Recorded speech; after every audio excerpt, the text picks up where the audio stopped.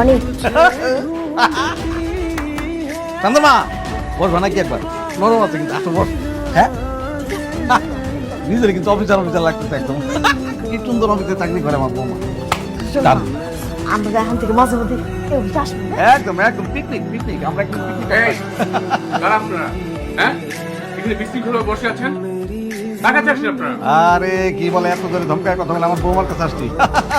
ও মানে কে আপনার বৌমা? এই, আমাদের বৌমা অনেকের বউ এই আমাদের বউ। খবরদার আমাকে আপনাদের বৌমা বলবেন না। আপনার এত বড় সাহস, পা কেন টেবিলের উপরে দিয়ে বসছেন? কেন দিয়ে বসছেন? এই বেয়াদব, তুমি টেবিলের উপরে বসছো কেন? এই কোথেকে আসছেন আপনারা, হ্যাঁ? আর এসেই বসে গেছেন, উঠেন যান এখান থেকে। এই দাঁড়ান, এই চেয়ারটা কি আপনার? আপনার চেয়ার? না না না, ব্যাপার বসে গেছে। উঠেন! উঠেন! কে ঢুকতে দিচ্ছে আপনাকে? দারুণ। কারণ এই আপনি কে কোথায় আছো? এদিকে আসো। কি ব্যাপার, হ্যাঁ? তোমরা কি করো, হ্যাঁ? একটা বাইরের লোক এসে বলতে গেল আর তোমরা কিছুই দেখলে না। ম্যাডাম, বৌমা উনি কিন্তু আমাদেরকে অনেক অপমান করতেছে, অনেক অপমান করতেছে কিন্তু। আর কতবার বলবো যে আমি আপনাদের বৌমা না? কথাটা কি কানে যাচ্ছে না? বের হয়ে যান। ভালো ভালো বলতেছি, বের হয়ে যান। কেন বের হচ্ছেন না কেন? আসলাম একটু খাতির জামাইতে, ভাবলাম আমাদের আপন করে নিবে, কিন্তু দেখতেছি জুতা মারার পর রাগ কমে নাই। সুযোগ পেলে আমাদের প্ল্যান ঠিক সাকসেস করবো। আম্মা আম্মা, ওই দিক না, ওই দিক ওই দিক ওই দিক আম্মা। এই তোমরা কি করো, হ্যাঁ? কি করো তোমরা আজকে? না না ঠিক আছে, ওনাদের তো আর কোনো দোষ নেই। আপনারা যান, যার যার জায়গায় গিয়ে কাজ করেন যান। আমি সত্যি সত্যি প্রেগনেন্ট, আর আমার গর্ভের সন্তান তোমার। কি? হ্যাঁ, এবারও পারলে তোমার চাচা চাচিরে কইও আমার পেটের সন্তানটা এসে নষ্ট করে দিতে। তুমি সত্যি প্রেগনেন্ট? এক কথা আমি আর কতবার কই? আমি অন্তঃসত্ত্বা, আর এর বাবা তুমি, মিস্টার অমিত সাহেব। আপনার কি আর কিছু জানার আছে? মনে হয় নাই। আপনারা চলে যান, কালকে সকালে আমার অফিসে নিয়ে যাই।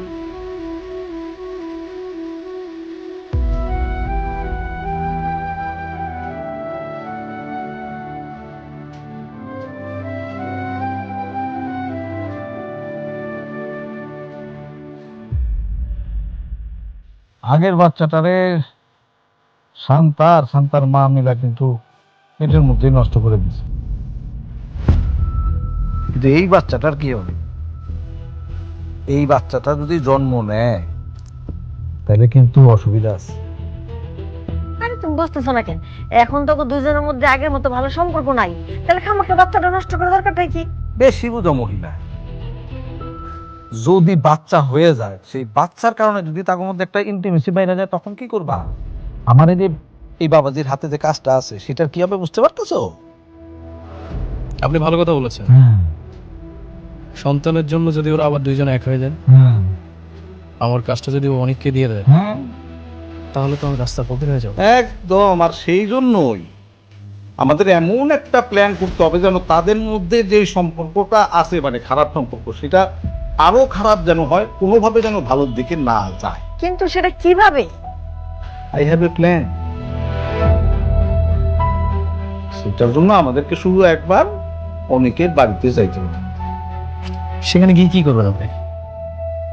সেখানে যে আমরা কি করব বলার থেকে সেখানে যে আমরা কি করে আসলাম সেটা তোমারে বলতে চাই।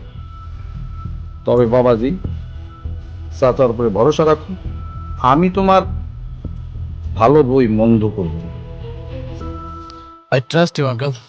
থ্যাংক ইউ মাই বয়।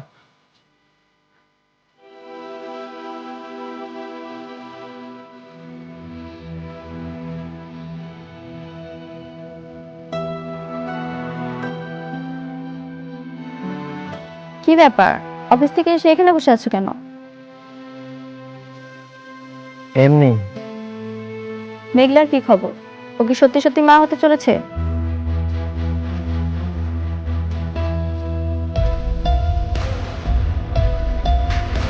আমি না কিছুই বুঝতে পারছি না।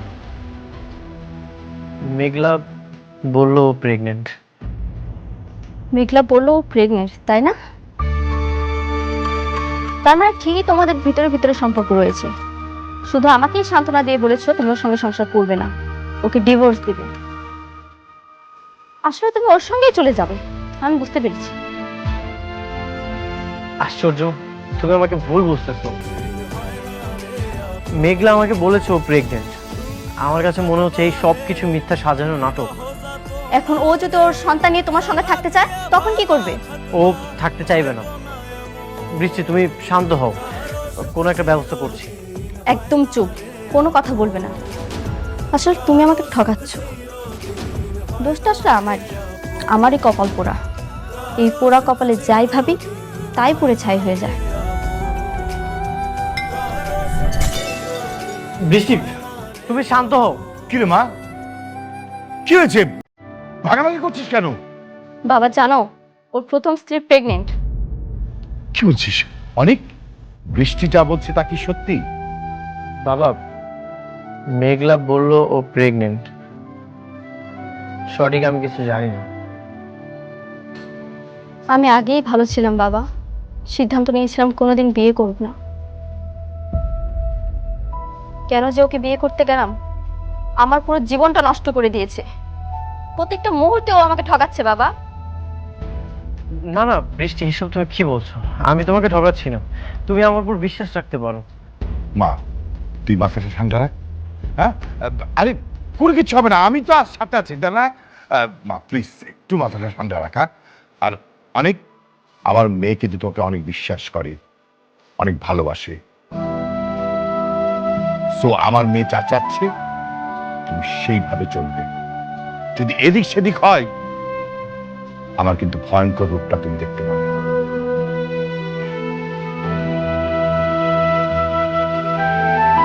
বৃষ্টি, বিশ্বাস করো, আমি কিছুই জানি না। আমার সাথে অবশ্যই কোনো না কোনো চক্রান্ত হচ্ছে।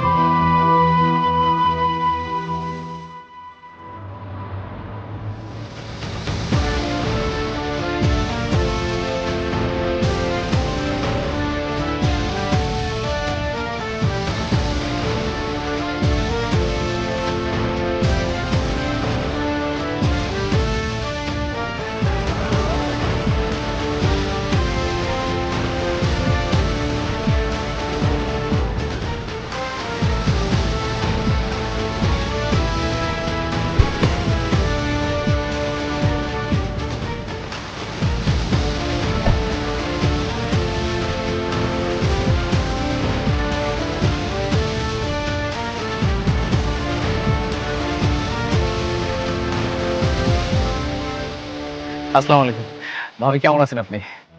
রাতুল সাহেব, আপনাকে ম্যাডাম ভাবি ডাকতে নিষেধ করেছেন।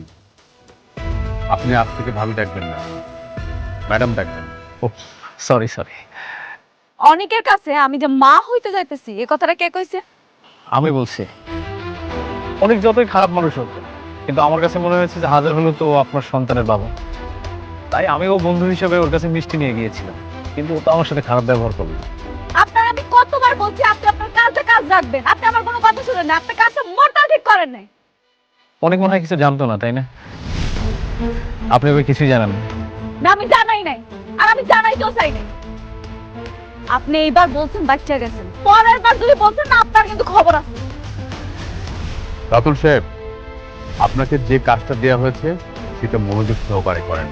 পার্সোনাল ব্যাপারে আর মাথা ঘামাবেন না, বুঝাতে পেরেছি? জি। এরা সবাই মিলে এই প্রতিনিধিকে কেন যে মাথায় তুলে নাচতেছে কে জানে।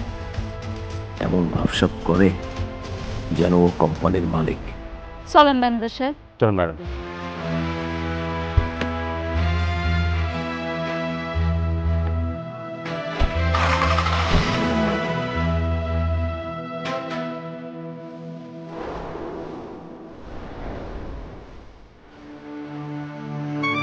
বাবা বাবা বাবা, আপনারা নির্লজ্জের মতো আমার বাসায় কেন এসেছেন? রাগ করো না, আমার রাগ করো না। মানে হয়েছে কি, আমরা কিন্তু এখানে থাকতে আসছি না। আমরা জানি যে আমরা তোমার প্রতি অনেক অন্যায় করছি, কিন্তু এবার না, অপকার না, আমরা তোমার উপকার করতে আসছি। হ্যাঁ, উপকার? আপনাদের কোনো উপকার আমার লাগবে না, আপনারা এখন এখান থেকে চলে যান। না না, আমরা চলে যেতেছি, চাইতেছি, কোনো টেনশন করো না। কিন্তু আমরা খালি আসছি তোমার একটা খবর দেওয়ার জন্য। যতটুকু শুনলাম তোমার বড় বউ নাকি গর্ভবতী। জানি না। জানবা কেমনে? তোমার নিজের ঘরের সন্তান হইলে না তুমি জানতা? তোমার তো নিজের সন্তান নেই, জন্য তুমি জানো না। মানে খুব সহজ। তার পেটে যে বাচ্চাটা আছে সেই বাচ্চাটার বাপ অন্য কেউ, তুমি না। হ্যাঁ, কি বলতেছেন? তাহলে এই বাচ্চা কার? আরে শোন না, রাতুলের কাছে শুনলাম তোমার বউ আজকাল নাকি নাইট ক্লাবে যায়, আর অনেক পুরুষের সাথে উঠা বসা আছে, তারপর টাকা পয়সার কোনো অভাব নাই। এমন ওই বাচ্চার বাপ যে কেডা তোমার বউ নিজেও তো জানে না।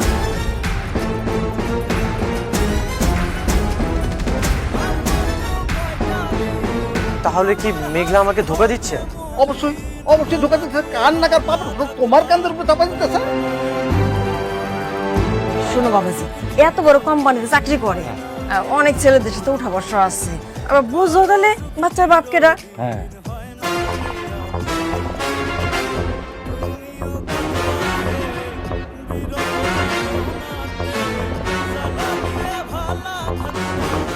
কেন যেমন গরিব ফকিনের ঘরে বিয়ে করলা, ঠিক বুঝতে পারতাছি না। এই একটা ভালো কাজ করছো, ওরা রাইখে তুমি যার একটা বিয়ে করছো, একদম ঠিক কাজটাই করছো।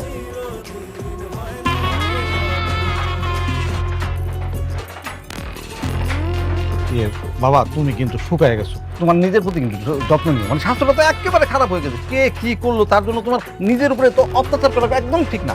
আর শোনো, যে কোনো দরকার এই চাচারে ঠাস করে একটা ফোন দিয়ে দিবা। আমি কিন্তু সব সময় তোমার জন্য আছি। আমি তাহলে আসি।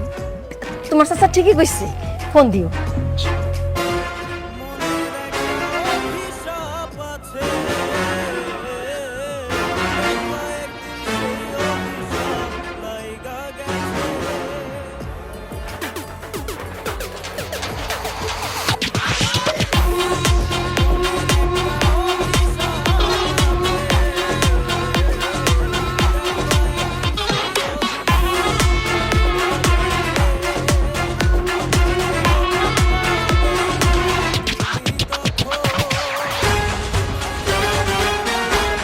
আপনার মেয়ে কোথায়?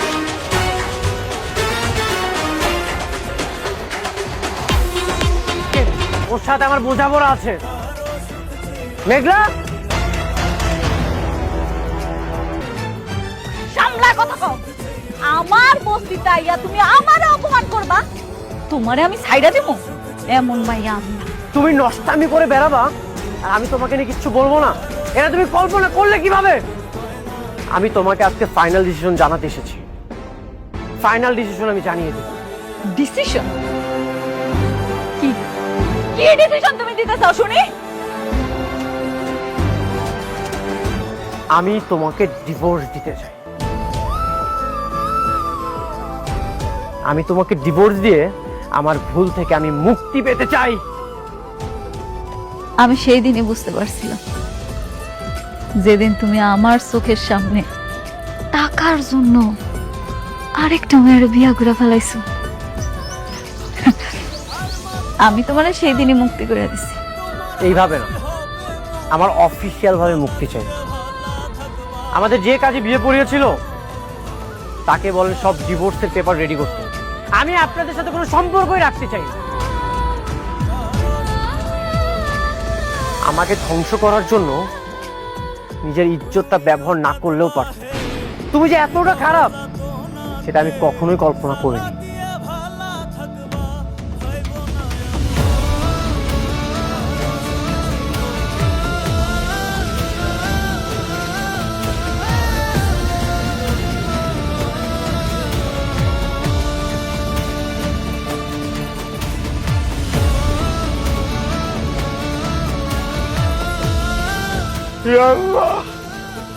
আমার জন্য আজকে আমার মেয়ের সংসারটা নষ্ট হয়ে গেল।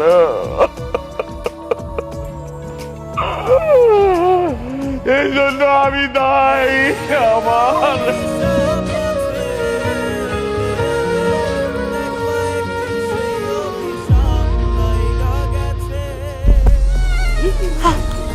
আল্লাহ ওমা কি হলো এটা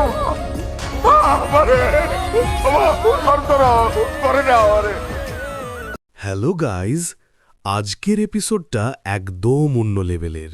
বিশ্বাস করেন, এই একটা এপিসোডেই এমন কিছু ঘটনা ঘটেছে যেটা পুরো গল্পটাই উল্টে দিতে পারে। তো গাইজ, এপিসোডের শুরুতেই আমরা দেখি একটা কসমেটিক্স বা ডেকোরেশনের দোকানে মেঘলা আর অনেকের হঠাৎ মুখোমুখি দেখা।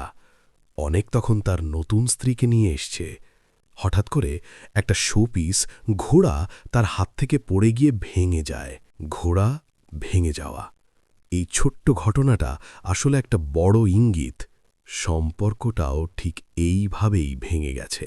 দোকানের ভিতরে মেঘ্র সেই একই জিনিসটা পছন্দ করে, আর অনেকের নতুন স্ত্রীও সেটাই নিতে চায়। দোকানদার এক মুহূর্তের জন্য কনফিউজড, কারে দিবে। শেষ পর্যন্ত মেঘলা নিজেই সরে যায়, কিন্তু যাওয়ার আগে একটা চোখাচোখি। গাইজ, এই চোখাচোখির ভিতরে ছিল পুরনো ভালোবাসা, অভিমান আর হাজারটা না বলা কথা। কিন্তু আসল ঝড় তখনও শুরুই হয়নি। এরপর মেঘলা চলে যায় একটা প্রজেক্ট সাইটে। সেখানে অনেকের কিছু বন্ধুর সাথে তার কথা হয়। কিন্তু গাইজ, এখানেই আসে সবচেয়ে বড় টুইস্ট। অনেকের এক বন্ধু হঠাৎ করে বলে ফেলে, তুমি জানো মেঘলা প্রেগনেন্ট। এই একটা কথাই আগুনের মতো ছড়িয়ে পড়ে। বন্ধুটা দৌড়ে যায় অনেকের বাসায়, গিয়ে বলে, তোর প্রথম স্ত্রী মা হতে চলেছে। গাইজ, এই কথা শোনার পর অনেকের মাথা একদম কাজ করা বন্ধ করে দেয়, আর তার নতুন স্ত্রী রেগে আগুন হয়ে যায়। তোমার ওই স্ত্রীর ঘরে তোমার সন্তান? এই একটা প্রশ্নেই পুরো সম্পর্ক কাঁপতে শুরু করে। এরপর অনেক সরাসরি চলে যায় মেঘলার বাসায়। সে দরজায় দাঁড়িয়ে কাঁপা কণ্ঠে জিজ্ঞেস করে, এই সন্তান আমার? দীর্ঘ বিরতি। মেঘলা কিছুক্ষণ চুপ থাকে, তারপর ধীরে বলে, হ্যাঁ, এটা তোমার সন্তান। গাইজ, এই একটা লাইনেই পুরো এপিসোড বিস্ফোরণ হয়ে যায়। কিন্তু এটাই শেষ না, আসল খেলা এখন শুরু। এখন গল্পটা একদম অন্ধকার দিকে যাচ্ছে। অনেকের কাকা কাকিরা এই খবর শুনে বসে থাকে না, তারা এক জায়গায় বসে প্ল্যান করে, আগের সন্তানটাকে তো আমরা শেষ করেছি, এবার এই সন্তানকেও শেষ করতে হবে। গাইজ, এই একটা ডায়লগই বুঝিয়ে দেয় তারা কতটা ভয়ঙ্কর। তারা প্ল্যান করতে থাকে কিভাবে মেঘলাকে দুর্বল করা যায়, কিভাবে তার সন্তান নষ্ট করা যায়। এরপর তারা সরাসরি মেঘলার অফিসে চলে যায়।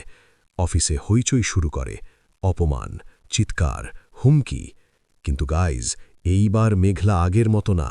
সে দাঁড়িয়ে যায়, এই অফিসে বাড়িয়ে আমাকে হুমকি দেবেন না। সে তাদের একদম বের করে দেয়। কিন্তু তারা থামে না। তারা নতুন প্ল্যান করে, অনেকের মাথা ঘুরিয়ে দিতে হবে। লাস্টে তারা অনেকের কাছে গিয়ে বলে, এই সন্তান তোর না, তোর স্ত্রী রাতে ক্লাবে যেত, ওখানেই এই সন্তানের আসল গল্প। গাইজ, এই কথাগুলো সত্য না, কিন্তু এমনভাবে বলা হয় যেন সত্যই মনে হয়। অনেক চুপ হয়ে যায়, তার মাথার ভিতরে শুরু হয় সন্দেহ। একদিকে মেঘলার কথা, আরেকদিকে এই মিথ্যা। গাইজ, এখানেই আসে ফাইনাল টুইস্ট। অনেক ভাবতে থাকে, আমি কি ভুল করছি, নাকি আমাকে ধোঁকা দেওয়া হচ্ছে। ক্যামেরা ধীরে ধীরে জুম আউট করে, মেঘলা একদিকে দাঁড়িয়ে, অনেক অন্যদিকে, আর মাঝখানে একটা বড় প্রশ্ন, এই সন্তানের সত্যি কি, কে মিথ্যা বলছে।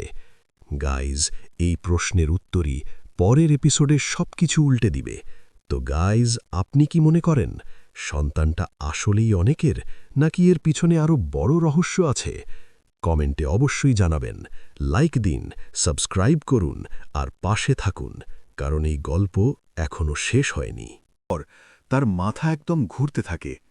একদিকে মেঘলার কথা, এই সন্তান তোমার, আরেকদিকে তার নতুন স্ত্রী আর পরিবারের চাপ। ঠিক তখনই পর্দার আড়ালে শুরু হয় আসল খেলা। অনেকের কাকা কাকিরা একটা অন্ধকার রুমে বসে প্ল্যান করছে, ধীরে, ভয়ঙ্কর টোনে। আগের সন্তানটাকে তো আমরা শেষ করেছি, এবার এই সন্তান বাঁচতে দেওয়া যাবে না। গাইজ, এই একটা লাইনেই বোঝা যায় এটা শুধু পারিবারিক ঝগড়া না, এটা একটা বিপজ্জনক ষড়যন্ত্র। তারা একের পর এক প্ল্যান করতে থাকে, কিভাবে মেঘলাকে মানসিকভাবে ভাঙা যায়, কিভাবে তাকে একা করা যায়, আর শেষে কিভাবে তার সন্তান নষ্ট করা যায়। কিন্তু গাইজ, তারা শুধু প্ল্যানেই থামে না। পরের দিন তারা সরাসরি মেঘলার অফিসে চলে যায়। অফিসের ভিতরে ঢুকে তারা শুরু করে চিৎকার, অপমান, ভয় দেখানো। একজন বলে, এই বাচ্চা অবৈধ। আরেকজন বলে, তুমি আমাদের পরিবারের নাম নষ্ট করছো।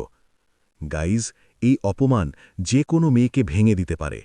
কিন্তু এবার মেঘলা আগের মতো দুর্বল না। সে ধীরে ধীরে উঠে দাঁড়ায়, তার চোখে আগুন। সে বলে, এই অফিসে দাঁড়িয়ে আমাকে অপমান করার সাহস কই পেলেন? সিকিউরিটি, এদের বের করে দিন। গাইজ, এই একটা সিনেই বোঝা যায় মেঘলা এখন আর কাউকে ভয় পায় না।